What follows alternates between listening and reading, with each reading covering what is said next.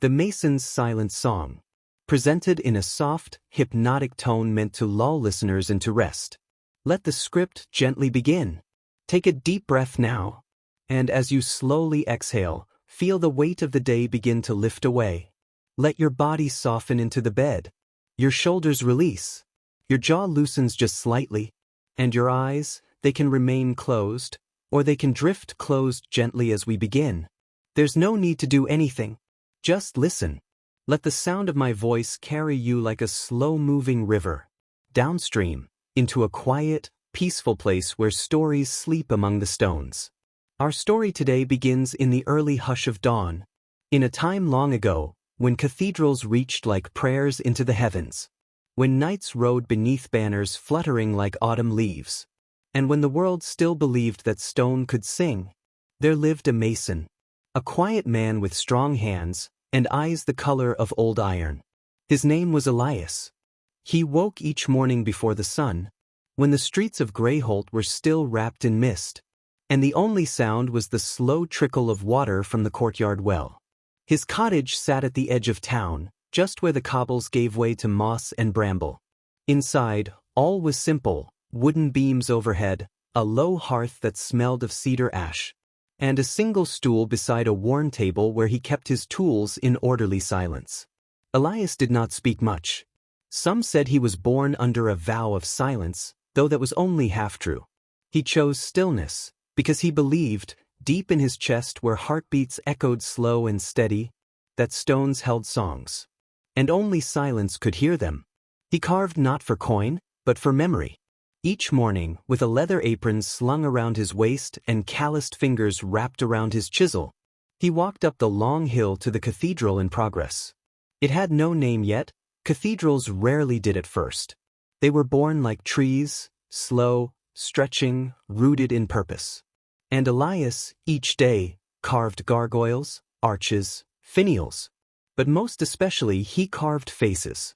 Soft ones. Laughing ones. Weather-worn saints whose smiles hinted at secret jokes, and grieving kings whose brows held oceans. Can you hear the chisel? The pause. The light scrape of stone dust whispering to the ground, like snow falling gently. And if you listened carefully, the rhythm became something more.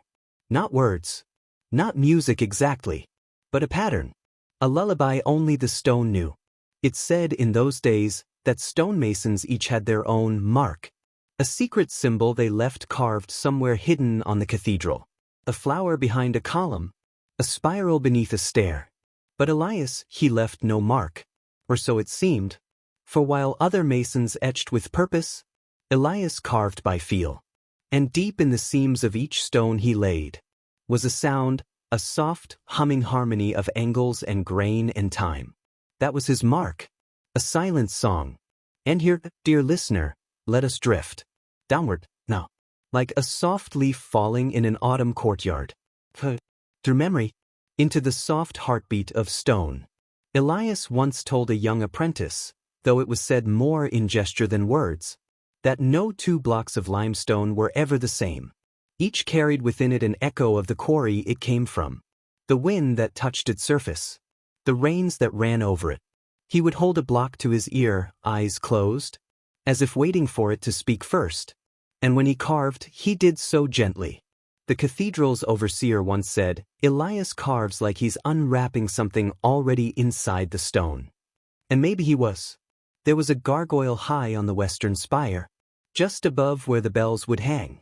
It had the face of an old man with closed eyes, a smile on his lips, and hands folded as if listening. That one, they whispered, was Elias's favorite. He called it, in the only word he wrote in the ledgers, outre. To hear. Are you still breathing slowly? Let your next inhale be deep, and your exhale even longer. Let the weight of your body melt further into the mattress. And picture now the way the early sunlight slants through the scaffolding, casting long, golden shadows across stone blocks. Dust motes spin in lazy spirals, catching the light like tiny stars. And far below, the townspeople begin to stir. But up here, where Elias works, it is all hush and sky. They say that Elias could carve a rose so delicately it seemed to bloom from the wall itself, that he once etched a set of wings so finely a bird tried to land upon them. But his most beloved work was never seen. It lay beneath the cathedral floor, hidden beneath layers of earth and marble. A spiral staircase that descended into silence. Elias had been tasked with carving the pillars there, low, supporting arms of the cathedral's heart. No one visited often. And so, he carved stories. Not saints or kings, but dreams. A boy running with a kite. A girl listening to the sea in a shell. A cat curled around a lute. Quiet lives. Whispered moments. Each one pressed gently into stone that would never again see the sun. Down here, it is cooler. The air hums faintly. Stone holds the chill, but also a memory of warmth from ages past. And when Elias worked here, he would light only one lantern. Its flicker made the carvings dance, shadows shifting like dreams. And all the while he listened. To the tap of his chisel. To the song of the stone. And sometimes, just sometimes, he'd hum. A single note, low and steady, to match the rhythm of the stone's response. And perhaps that's how the song was born. Not written, not sung, but remembered. Would you like to rest your eyes now? Feel how heavy your eyelids are growing. The stillness around you. The breath like waves upon a shore. You're safe here. Held, like Elias's carvings, in the arms of quiet. Above the crypt, the cathedral slowly rose. Years passed like petals falling. Some seasons the work halted, for snow, for war, for harvest. But Elias returned always. Even as his beard grayed. Even as the overseers changed. Even as new apprentices came and went. His tools were passed down, but he remained. The last of the original masons. A man of stone and silence. On the night before the final stone was laid, Elias stayed alone in the cathedral. He lit no lanterns. He walked the halls in shadow. And when he reached the crypt, he sat on the cool stone floor, back against one of his own carvings. And there, with no one to see, he sang. Not a song of words, but the same soft hum he'd always carved to. And something answered. Not aloud. Not with echo. But in the stillness, he felt it. The cathedral itself humming back. This is the lullaby of stone. A music so slow it takes lifetimes to hear. A vibration that weaves through earth, mortar, and memory. And Elias, in that moment, knew he was not alone. The stones had remembered him. They always had. Take another breath now. Feel it rise through you like mist through the scaffolding. And let yourself drift further. Because the story does not end here. The cathedral may rise, but the song continues. Through time. Through stone. Through silence, softly continuing, as you relax deeper into the quiet of the night, let your shoulders sink further, let your thoughts pass like clouds across a velvet sky. You're warm, and our story, like a slow-moving stream, flows gently onward. When the sun rose the next morning, golden and soft as candlelight through lace, the townspeople gathered before the cathedral steps. The final stone, the keystone of the great rose window, was to be set in place. Trumpets sounded in the village square. A choir waited on the green, their robes rippling in the breeze. The bishop stood with staff in hand, his voice echoing beneath the tall, unfinished arches. But Elias did not appear. Apprentices looked to one another, puzzled. The bellringer paused halfway through the first toll. And a hush crept over the crowd. He had never missed a single morning. Not through frost or fever. Not even the day the scaffolding cracked and the wind nearly carried a gargoyle off into the sky. So when the young boy named Lucien, Elias's most recent apprentice, was sent to find him, he ran with breath tight in his chest. He found the cottage just as Elias had left it. Tools wiped clean and stacked, a loaf of dark rye bread on the counter, and a pair of boots beside the hearth, faintly warm. But Elias was not there. Lucien called out. Twice. Then, a flicker of instinct, or something softer, stranger, pulled him toward the cathedral. And as he climbed the great staircase, the very stones beneath his feet seemed to hum. Low, come, familiar. He followed it down. Not up to the towers where the final stone waited, but down into the crypt. Can you hear your own breath? As though you, too, were descending into the heart of a story. There, in the half-light, Lucian found Elias, seated in the curve of an archway, back resting against a pillar carved long ago. Eyes closed, hands folded. His chisel lay beside him, his lantern unlit, and yet a warmth still pulsed in the stone, as if it remembered the shape of his hands, as if it grieved gently. Lucian knelt beside him, but did not wake him. He knew. The song had ended. Later, when the workers came, they stood in silence. Even the bishop, whose voice often rose like a storm in sermons, said nothing. Instead, they let the moment stretch, like sunlight through stained glass, until one of the choir boys began to hum. Softly. But the same note Elias always carved to. And slowly, one by one, they joined in. A humming requiem for a man who taught stone to listen. Drift now, dear listener. Feel the hush of the cathedral settle around you. Its weight not heavy, but sheltering. You are inside the lullaby now. In the months that followed, the cathedral was completed. The keystone set, the bells hung, the great iron-bound doors carved. And near the rear arch, where few visitors ever paused, a final addition appeared. A gargoyle unlike the others. No wings, no claws, just a face. Eyes closed. A small smile, barely carved, as if he were still listening. Beneath it, in tiny letters barely seen unless one knew to look, was written, Lucian became a mason in time. But he did not carve as Elias did. Instead, he taught the apprentices something else. To feel the grain of the stone, to close their eyes before the first cut, to listen first. And sometimes, on cold nights or when the wind howled through the towers, he would go down into the crypt, and he would hum. A single note. And always, the stones would hum back. And now, let us float again. Through years. Through centuries. Let the cathedral fall silent in your mind. Its arches stretching like arms across dreams. Let the world grow soft around you. Let each breath slow. Let your fingers fall still. Because the song never truly ended. It only shifted. Changed key. Now it hums in library walls. In old bridges beneath ivy. In hearthstones worn smooth by generations. Stone remembers. There was once a village, small, half-forgotten, called Eldermere. Its chapel, crooked and vine-covered, was said to be built with some of the same stone. From Elias's cathedral. They called it Singing Stone. When the wind blew just right, and the bells from the distant abbey rang, people claimed you could hear something more. A second note. Like the heartbeat of the earth. Some believed it was Elias still humming. Others said the stones had simply learned to sing on their own. But the villagers, they never built over that chapel. They let it crumble slowly, but never removed the stones. Even when children played among the ruins, they were taught to sit quietly sometimes, just for a moment, and listen. Do that now. Just for a moment. Imagine your head resting on a pillow of cool, carved stone.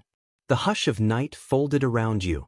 And somewhere, not far beneath the surface of sleep, a soft, ancient hum. The mason's silent song. A gentle continuation, for deeper sleep, softer dreams, and ancient echoes that guide the breath. Before we begin, let yourself fully settle now. Sink into the comfort beneath you. Feel the stillness all around. There is nothing you need to do, or be.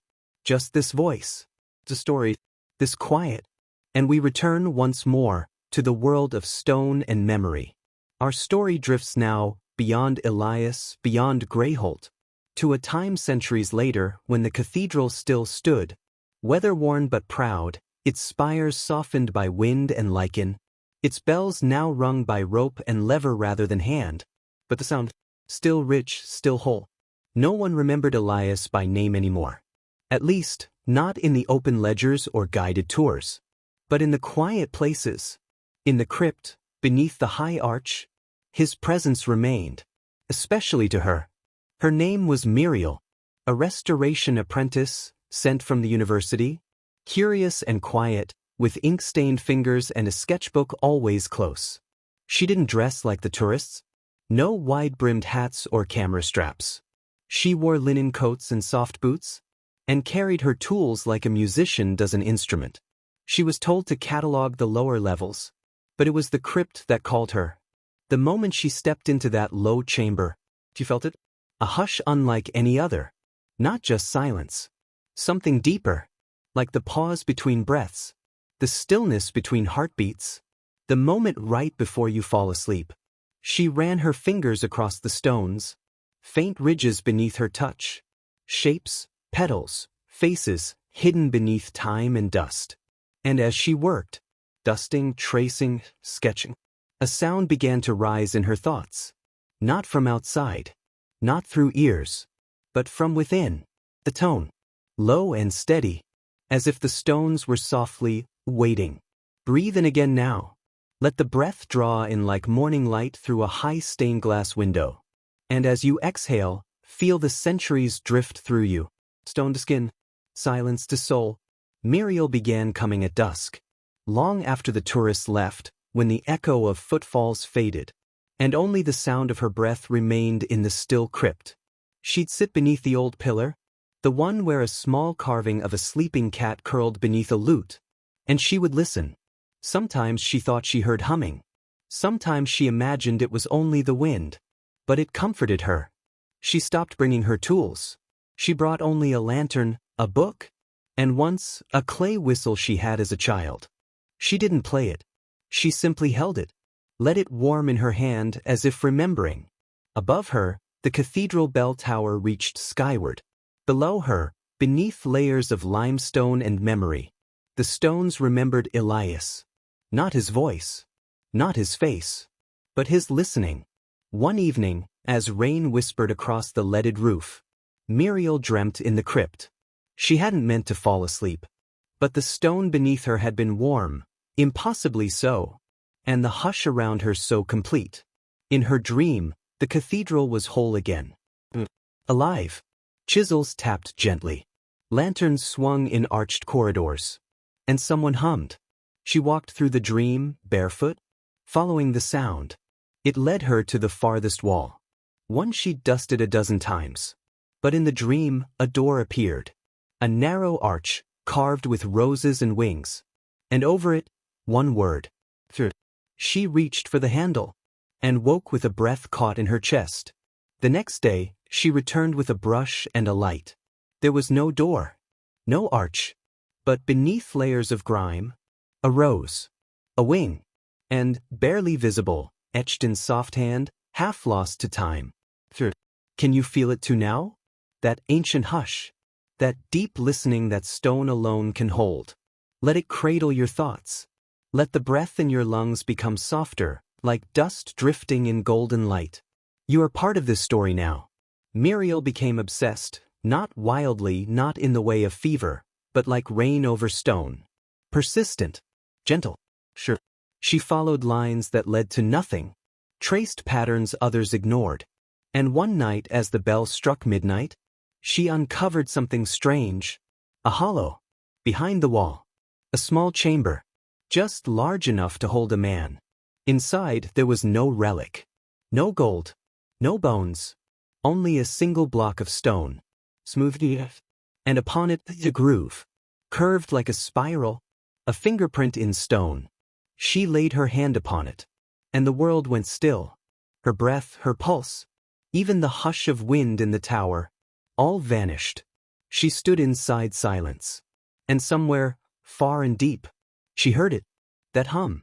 Not in her ears, not in the room, but inside the stone, inside everything. She stayed late that night, not to draw, not to record, but to simply sit, to listen, to feel the presence of something older than memory, a kindness wrapped in granite, a comfort slow as moss. She didn't need to understand it. She only needed to hear. And now you, too, can listen, wherever you are, in your bed, on a train, far from stone or deep within it. Close your eyes. Imagine cool stone beneath your palms, the scent of dust and oil lamp, the hush of centuries. and feel the slow, soft hum that lives just beneath sound. A song that holds you. A song that forgets nothing. A song of stillness and time. A dream deepening now, echoing across stone, silence, and soft sleep. Let your body feel heavier, as though your bones, too, are carved from ancient marble. Let each thought slow, each breath settle. Let the quiet cradle you now, as the story flows on like cool water over riverbed. Muriel told no one of the chamber. Not because she wished to keep it secret, but because it felt sacred, like a whisper never meant for voice. She visited often, sometimes with a thermos of tea, sometimes with a small blanket tucked under her coat. Always alone, and always with silence. The groove on the stone, shaped like a spiral, smooth from centuries of still air, became her compass. She would place her hand upon it, and let the hush take her. She found in time that if she stayed still long enough, she could hear different tones. A higher note, like wind across a bottle's lip. A deep resonance, like bells buried in snow. And once, faint laughter. Not out loud. Not ghostly. But something remembered by the stone. Stone remembers souls. Not with words. Not with names. But with shape, with silence, with the rhythm of time. One day, she found a small carving hidden behind a support beam. So shallow, it nearly vanished in the grain of the wall. A cat, curled around a lute. She smiled. She had seen this before. It was the very pillar she'd once leaned against, where she first napped, where her dream had begun. Beneath it, faintly carved. Just that. Not a full name. But enough. She brushed it with a soft cloth, then traced the line of the lute strings with her fingertip. The silence around her shifted. Not louder, just deeper, as though she had turned a page in a book made of air. You are safe here. Let the silence around you grow wider, warmer. Imagine it settling around your chest like a woolen cloak. This is the deep part of the night, where dreams slow, and stone begins to sing. That evening she brought her recorder. Just to test it. She placed it on the stone near the groove, pressed record, and stepped back into the shadow. No sound, no movement, only the hum. Later, in her small apartment, she played it back. For a moment, nothing. And then, a pulse. A low tone. Then silence again. But that tone stayed with her. In her ears. In her sleep. Even in her waking thoughts. It seemed to rise from floorboards. From the bus seat. From the wooden desk in her study. It wasn't intrusive. It was comforting. Like breath. She began humming softly in the shower. At work. While stirring soup. The same note. The note from the crypt. And over time, she noticed something else. Wherever she hummed it, the world grew softer. A baby in a cafe stopped crying. A dog curled up and fell asleep beside her chair. Even the old elevator in her building, usually creaky and cold, moved smoother when she hummed. Can you hear it too now? A single tone, not from the world outside, but from within. Let your thoughts wrap gently around it. Let it vibrate softly in the quiet of your chest, like a candle flickering behind your ribs. Muriel wrote in her journal that she didn't believe in magic. She believed in memory, in resonance, in the way certain places held onto feeling, like fingerprints pressed into clay. She began sketching without looking, letting her hands move where the stone seemed to guide them. She filled pages with spirals, arches. Eyes closed, smiles half-carved. And always, the letter, tucked in corners, etched into margins. One night, as snow dusted the cathedral roof, Muriel returned to the chamber with a small gift. A stone chisel, slightly rusted, found in the back of the archives. She left it gently at the base of the groove stone, and whispered only one thing. Thank you. Then she sat and placed her hand on the stone, and the hum changed. For the first time it moved. Not just one note. A series, rising, like breath, or like a lullaby. And she knew, deep in her bones, where marrow hums and dreams root, that the stone was singing back. Let the song hold you now. Let your whole body feel it, like slow tide against the shore of your ribs. like wind curling through branches at dusk. Muriel never published her findings. But she left something else behind. A small book, titled only, The Mason Listens. Inside, no dates, no maps, only sketches, whispers in pencil, of gargoyles who looked peaceful, of arches shaped like arms, of hands, folded in prayer or listening. And one final image, a spiral, etched into stone, with the caption, "There is a music beneath everything." The book was placed in the cathedral's gift shop by a quiet volunteer, who had found it in the crypt one morning, tied with a ribbon and a note that simply read, "For those who hear." And over the years, pilgrims came, some seeking wonder, some seeking peace. They entered the crypt, unsure what they sought, but left feeling quieter, as though a song had passed through them they hadn't realized they needed. Children began humming without knowing why. Tourists sat longer than expected. Couples held hands without speaking. And every now and then, someone found the groove in the stone, and placed their palm upon it, and smiled. Place your hand there now, in your mind. Feel the cool stone, the centuries it has held, the stillness it offers you. The lullaby is still there. Boys, so endless. True. A final descent into stillness, where memory lives in stone and dreams rest beneath arches of hush. Let everything go now. Let the last tension in your body melt down into the earth. Let your thoughts soften, like water soaking into worn marble. There is nothing left to hold, only to rest, only to listen. Centuries passed. The world changed. The village of Greyholt became a town, then a city, then something else entirely. Trains wound like silver vines through the valleys. Antennas rose beside rooftops. Lights replaced torches. Voices grew louder, faster.